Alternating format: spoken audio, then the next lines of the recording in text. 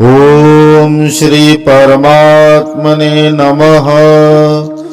वक्रतुंड महाकाय सूर्यकोटि समप्रभ निर्विघ्नं कुरु मे देव सर्वकार्येषु सर्वदा।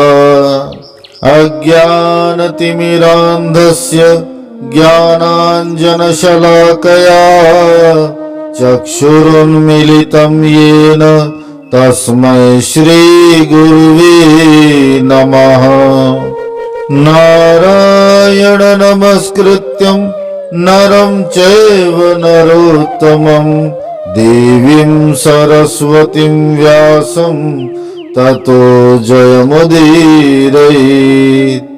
गीताशास्त्रमिदं पुण्यं यः पठेत् प्रयतः पुमान् विष्णुः पदमवाप्नोति भयशोकादिवर्जितः।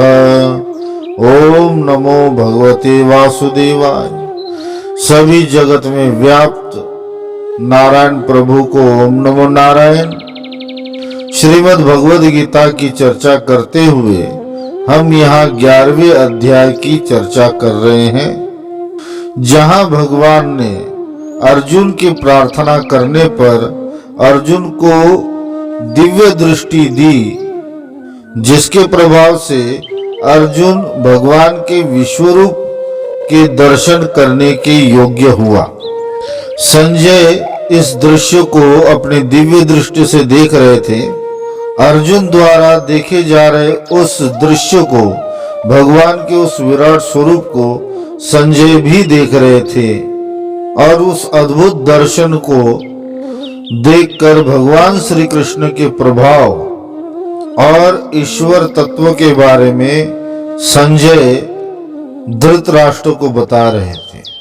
भगवान के विश्वरूप का वर्णन करते हुए संजय आगे कहते हैं 10वें श्लोक में, अनेक वक्त्र नयनम अनेकाद्भुत दर्शनम अनेक दिव्याभरणम दिव्यानेकोद्यतायुधम दिव्यमालांबरधरम दिव्यगंधानुलेपनम सर्वाश्चर्यमयं देव अनंत विश्वतो मुखम। 11वां श्लोक। अनेक मुख और नेत्रों से युक्त, अनेक अद्भुत दर्शन वाले, बहुत से दिव्य भूषणों से युक्त और बहुत से दिव्य शस्त्रों को हाथ में उठाए हुए, दिव्य माला और वस्त्रों को धारण किए हुए और दिव्य गंध का सारे शरीर में लेप किए हुए, सब प्रकार से आश्चर्यों से युक्त, सीमा रहित और सब और मुख किए हुए विराट स्वरूप परम देव परमेश्वर को अर्जुन ने देखा। संजय कहते हैं, भगवान का वह विराट स्वरूप बड़ा ही अद्भुत है। उस विराट स्वरूप का कहीं भी अंत नहीं है। संपूर्ण चराचर जगत में वे ही व्याप्त दिखाई दे रहे हैं। उनके अनेक मुख हैं, अनेक आंखें हैं, प्रत्येक दिशा में उनके मुख और उनके नेत्र हैं। इसी को अनेक वक्त्र नयनम पद के द्वारा संजय कहते हैं। आगे संजय कहते हैं, भगवान के उस विराट स्वरूप में अर्जुन ने अनेकों आश्चर्य देखे, अनेक प्रकार के विचित्र तथा अलौकिक दृश्य देखे। जो दृश्य पहले कभी देखा ना गया हो उसे अद्भुत कहते हैं, और असंख्य ऐसे अद्भुत दृश्य उस विराट स्वरूप में समाये हुए हैं, इसलिए अनेका अद्भुत दर्शनम पद का प्रयोग हुआ है। आगे संजय कहते हैं, अनेक दिव्याभरणम, अर्थात अनेक प्रकार के दिव्य आभूषणों से सुसज्जित। लौकिक आभूषण जो सोने चांदी हीरे जवाहरात के बने होते हैं, वे सभी आभूषण स्वयं प्रकाशित नहीं होते। उन पर जब किसी स्रोत से प्रकाश पड़ता है तब वे चमकने लगते हैं। परंतु परमात्मा के आभूषण जड़ नहीं है, वो लौकिक आभूषणों की तरह नहीं। उन आभूषणों की अपनी स्वयं प्रभा है, स्वयं आभा है, स्वयं के प्रकाशित से ही वह प्रकाशित होते हैं। सभी आभूषण भगवान के चिन्मय हैं, चेतन स्वरूप है, इसलिए उन्हें दिव्य कहा गया है। भगवान का जो रूप अर्जुन ने देखा वह नाना प्रकार के असंख्य ऐसे तेजोमय दिव्य आभूषणों से युक्त है। आगे कहते हैं दिव्यानेकाद्यथायुधम, आयुध अर्थात जिन शस्त्रों से युद्ध किया जाए। लौकिक आयुध जड़ होते हैं, परंतु परमात्मा के आयुध सभी चिन्मय और चेतन होते हैं। जैसे सुदर्शन चक्र, गदा, धनुष आदि। श्री राम अवतार भगवान ने अपने आयुधों के साथ लिया था, जिनमें भरत जी को भगवान का सुदर्शन चक्र ही कहा गया है। इसी प्रकार के अनेक प्रकार दिव्य आयुध भगवान ने धारण किए हैं, जो कि सब के सब चिन्मय हैं। इसलिए यहाँ इस पद का प्रयोग हुआ है। आगे संजय कहते हैं दिव्य माल्याम्बरधरम, अर्थात भगवान ने जितने भी मालाएं और वस्त्रों को धारण किया है वे सभी भी दिव्य है, चिन्मय है, चेतन है। सभी असंख्य रूपों में विभिन्न प्रकार के वस्त्र और विभिन्न प्रकार के ऐसी दिव्य मालाएं धारण की हुई है। आगे दिव्य गंधानुलेपनम पद का संजय प्रयोग करते हैं। लौकिक गंध जिसे इत्र भी कहते हैं, इन सब लौकिक गंधों से भिन्न विलक्षण और अलौकिक जो गंध है उसे दिव्य गंध कहते हैं। ऐसे दिव्य गंध का अनुभव हमें अपने स्थूल इंद्रियों के द्वारा नहीं हो सकता। कई बार योगियों को गहन ध्यान में उस दिव्य गंध का अनुभव होता है। जब कभी ध्यान में इस प्रकार की दिव्य गंध का अनुभव हो तब यह बात समझ लेनी चाहिए कि परमात्मा हमारे सन्निकट ही है, क्योंकि वह दिव्य गंध भगवान के अंगराग से ही आती है। उसी प्रकार का दिव्य गंध का लेपन विराट पुरुष ने किया हुआ है। अगला पद है इस श्लोक का सर्व आश्चर्यमयम, अर्थात भगवान का वह रूप बड़ा ही दिव्य है।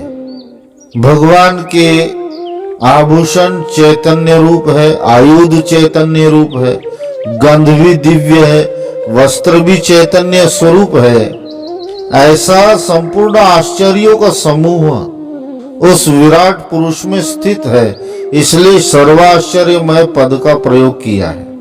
और अनंतम पद के द्वारा यह बताया है कि इस विराट पुरुष के स्वरूप का कहीं भी अंत दिखाई नहीं पड़ता, ना आदि प्रतीत होता है ना अंत प्रतीत होता है, इसलिए यह अनंत है।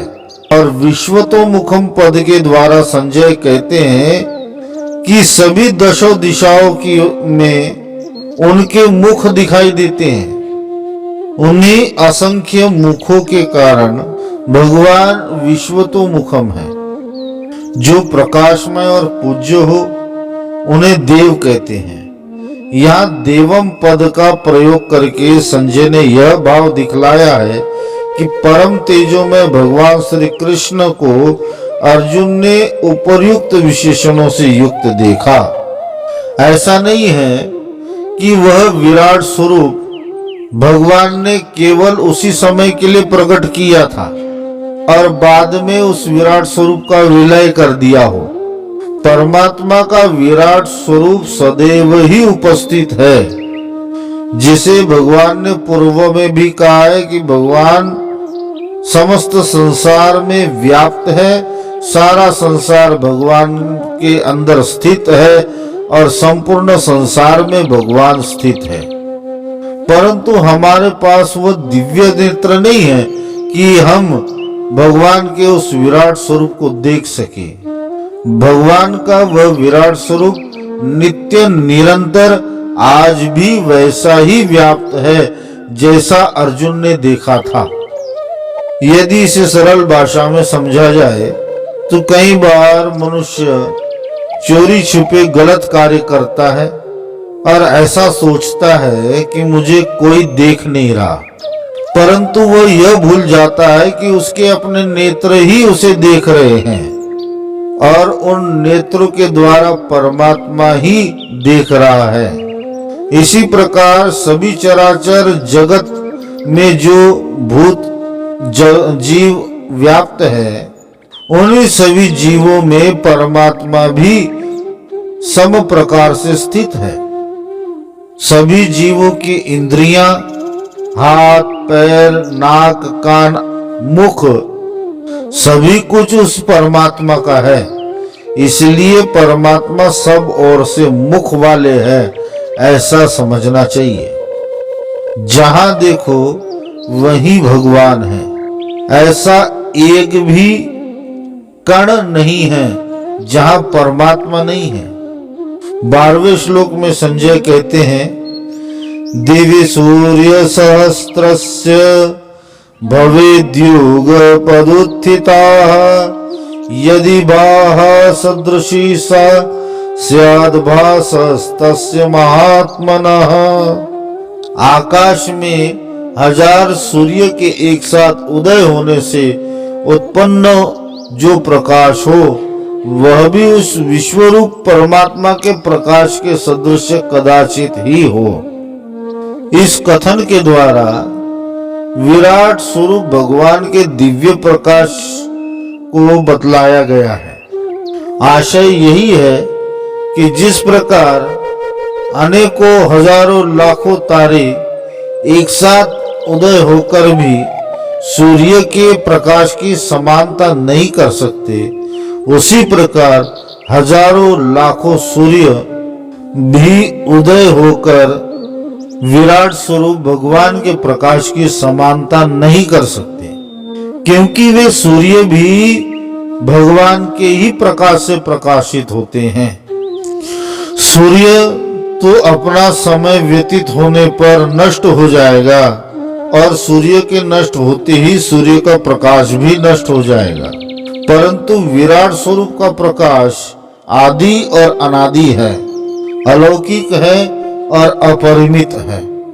13वें श्लोक में कहते हैं, तत्रैकस्थं जगत्कृत्स्नं प्रविभक्त मनेकदाः अपश्य देव देवस्य शरीरे पांडवस्तदा।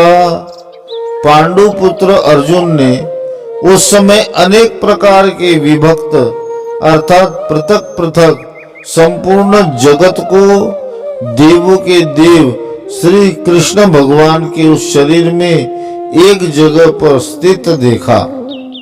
इस श्लोक में जिन 3 पदों का प्रयोग हुआ है, जगत, अनेकधा, प्रविभक्तम और कृष्णम, यह तीनों पद समस्त ब्रह्मांड के जीव तथा लोक के बारे में दर्शाते हैं, जिनमें देवता, मनुष्य, पशु, पक्षी, कीट, पतंग, वृक्ष आदि असंख्य योनियां और लोक सभी कुछ आते हैं। एकस्थम, जैसे परमात्मा ने पहले कहा कि संपूर्ण जगत को मैं एक अंश से धारण किए हुए हूं, उसी बात को दर्शाने के लिए एकस्थम पद का प्रयोग हुआ है।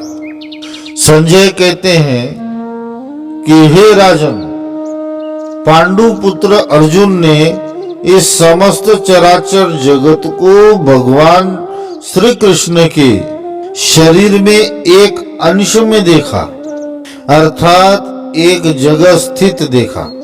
14वें श्लोक में संजय कहते हैं, ततः स विस्मयाविष्टो हृष्टरोमा धनंजयः प्रणम्य शिरसा देवं कृतांजलिर्भाषत। अर्थात उसके अनंतर वह आश्चर्य से चकित और पुलकित शरीर अर्जुन प्रकाशमय विश्वरूप परमात्मा को श्रद्धा भक्ति सहित सिर से प्रणाम करके हाथ जोड़कर बोला। इस श्लोक में विश्वरूप देखकर, भगवान के उस अद्भुत विराट स्वरूप को देखकर अर्जुन की जो स्थिति हुई है, उस स्थिति का वर्णन यहाँ संजय ने किया है। हृष्टरोमा अर्थात हर्ष के द्वारा शरीर के रोम खड़े हो जाना।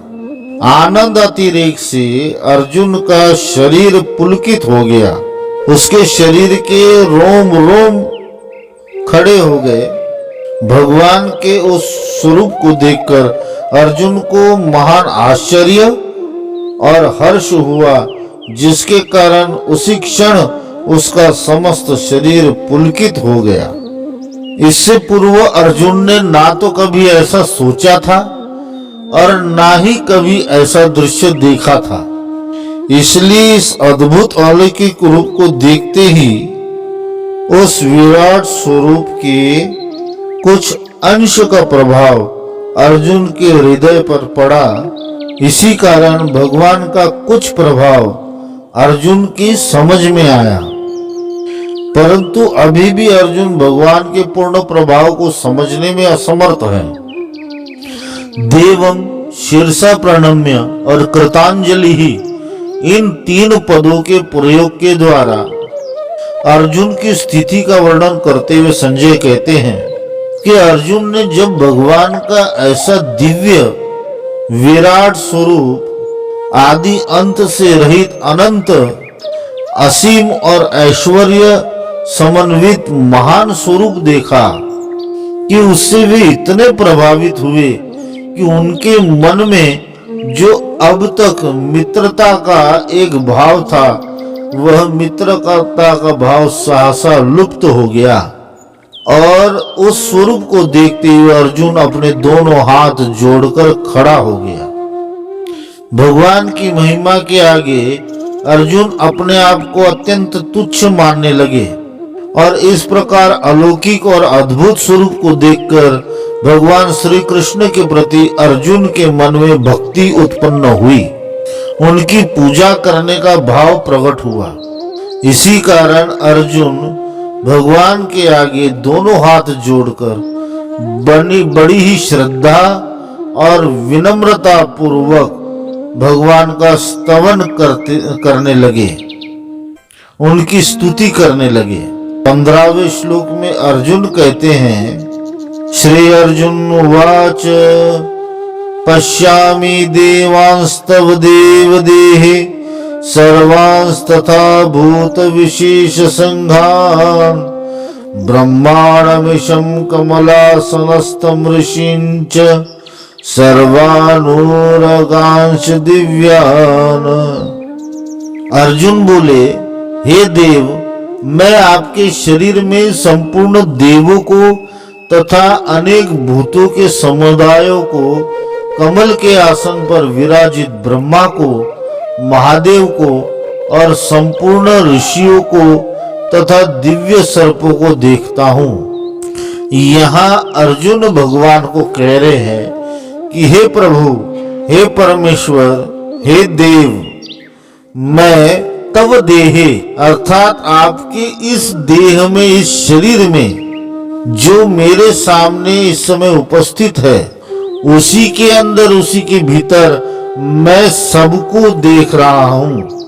सभी देवताओं को तो मैं आपके भीतर देख ही रहा हूँ, परंतु देवताओं के भी देवता जो ईश्वर कोटि में आते, ऐसे त्रिदेव भी मैं आपके भीतर देख रहा हूँ। भगवान विष्णु के नाभि कमल से निकले ब्रह्मा जी को कमलासन पर बैठे हुए देख रहा हूँ। त्रिनेत्रधारी जटाधारी भगवान शिव को भी आपके भीतर मैं देख रहा हूँ। मानव समुदाय के साथ ऋषियों को भी आपके भीतर मैं देख रहा हूँ। 14 लोकों में नीचे के लोकों तक सब कुछ मैं देख रहा हूँ। पाताल लोक में वासुकी आदि दिव्य श्रेष्ठ भी मैं आपके शरीर में देख रहा हूँ। 16वें श्लोक में अर्जुन कहते हैं, अनेक बाहुदर वक्त्र नेत्रम पश्यामि त्वं सर्वतो अनंत रूपम नान्तं न मध्यम न पुनस्तवादिम पश्यामि विश्वेश्वर विश्वरूपम। हे संपूर्ण विश्व के स्वामी, आपको अनेक भुजा, पेट, मुख और नेत्र से युक्त तथा सब ओर से अनंत रूप वाला देखता हूँ। हे विश्वरूप, मैं आपको न अंत को देखता हूँ, न आपके मध्य को देखता हूँ और न ही आपके आदि को देख पा रहा हूँ। विश्वेश्वर और विश्वरूप, इन दोनों पदों के प्रयोग के द्वारा अर्जुन यहाँ बतला रहे हैं कि आप संपूर्ण विश्व के ईश्वर तो हो ही, परंतु संपूर्ण विश्व भी आपका ही स्वरूप है। आप ही समस्त विश्व के उपादान कारण हैं। अनेक बाहु उदर वक्त्र नेत्र वाले आपके इस अद्भुत रूप को देखकर मैं अत्यंत अचंभित हूँ। हे प्रभु, आपके इस रूप का ना तो मुझे कहीं आदि दिखाई दे रहा है और ना ही मध्य और ना ही अंत दिखाई पड़ रहा है। आपके इस विराट स्वरूप में इतने हाथ, पैर, नेत्र, सिर है जिनकी गणना नहीं की जा सकती। सर्वतः अनंत रूपम पद के द्वारा अर्जुन कहते हैं कि हे प्रभु, मैं सब और सब दिशाओं में आपके विभिन्न प्रकार के रूपों को देख रहा हूँ। आपके इस एक ही शरीर में मुझे बहुत से भिन्न भिन्न अनंत रूप चारों ओर फैले हुए दिख रहे हैं।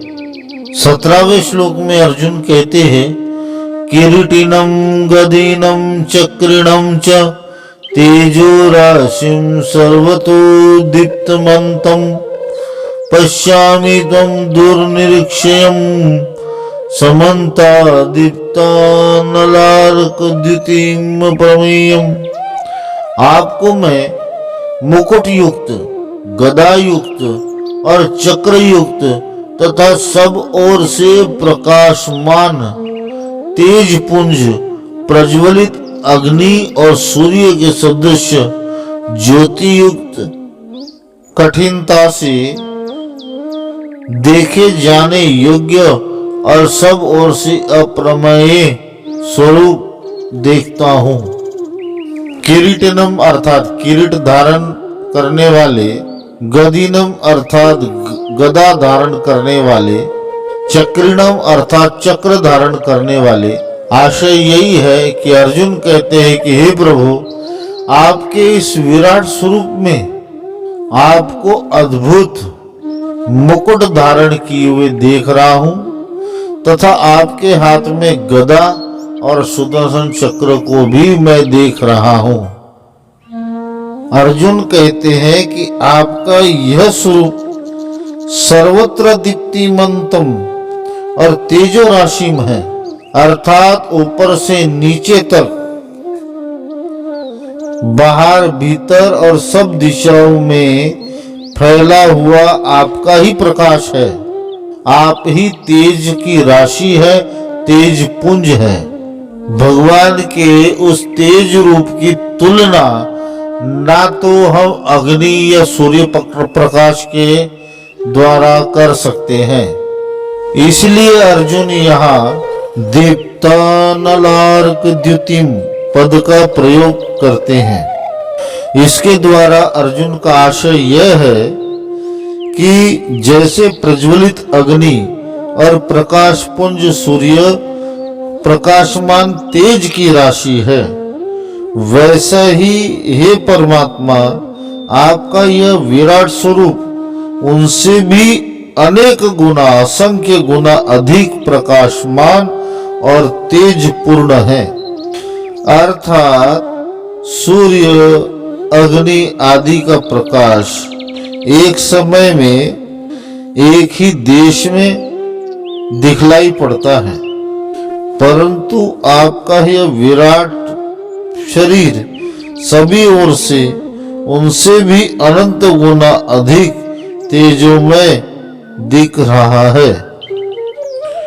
दुर्निरीक्ष्यम पद के द्वारा अर्जुन कहते हैं कि आपका वह इतना तेजोमय स्वरूप है कि प्राकृत आंखें, चर्म चक्षु तो उस तेज के आगे खुल ही नहीं सकते। आपने अनुग्रह करके मुझे दिव्य दृष्टि दी है, उसी दिव्य दृष्टि के कारण मैं आपके इस अद्भुत स्वरूप को देख रहा हूं, अन्यथा मेरे लिए भी आपके इस अद्भुत दर्शन करने का सौभाग्य प्राप्त नहीं होता। समन्तात अप्रमेयम पद के द्वारा अर्जुन यह कहते हैं कि हे भगवान, हे श्री कृष्ण, आपके इस स्वरूप की कोई सीमा नहीं है। किसी सीमा में या किसी प्रमाण में आपके इस विराट स्वरूप विश्व रूप को बांधा नहीं जा सकता है। हे परमेश्वर, आपके गुण, प्रभाव, शक्ति और स्वरूप को कोई भी प्राणी किसी भी उपाय से पूर्णतया नहीं जान सकता। ओम नमो भगवते वासुदेवाय। हरि ओम तत्सत, हरि ओम तत्सत, हरि ओम तत्सत।